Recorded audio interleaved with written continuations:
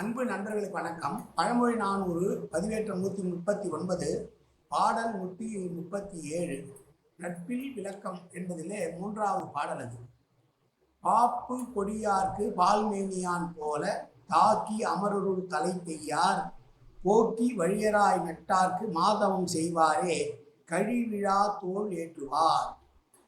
மகாபாரதத்திலே ஒரு நிகழ்ச்சியை சொல்லுகிறார்.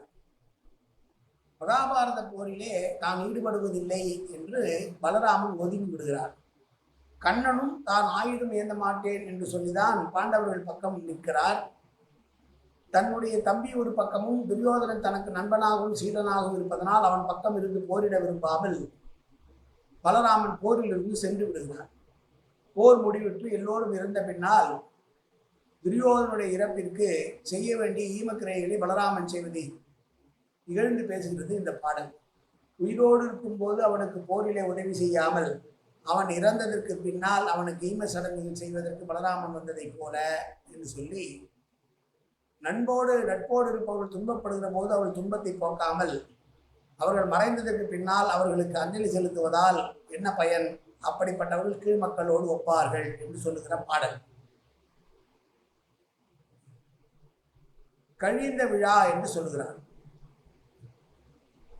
மோசமான ஒரு விழா, அந்த விழாவிலே கலந்து கொள்ளக்கூடாது. ஆனால் தன்னுடைய தோளிலே ஒரு தகப்பன் தன் பிள்ளையை சுமந்து கொண்டு சென்று பிள்ளைக்கு அதை காட்டினான். அதுபோல உயிரோடு இருக்கும்போது உதவி செய்யாமல் மறைந்ததற்கு பின்னால் அவர்களுக்கு அஞ்சலி செய்வதனால் ஒரு பயனும் ஏற்படாது, நல்ல நட்புக்கு அது அழகாகாது என்று சொன்ன பாடல் இந்த பாடல். மீண்டும் ஒரு முறை பாடலை பார்ப்போம். பாப்பு கொடியார்க்கு பால்மேனியான் போல தாக்கி அமரரும் தலை பெய்யார் போக்கி வழியராய் நட்டார்க்கு மாதவம் செய்வாரே கழிவிழா தோல் ஏற்றுவார். பாப்பு கொடியார் என்றால் பாம்பு கொடி, துரியோதனுடைய கொடி, அதை சொல்லுகிறார். பால்மேனியன் என்பது பலராமனை குறிக்கிறது. நன்றி, வணக்கம்.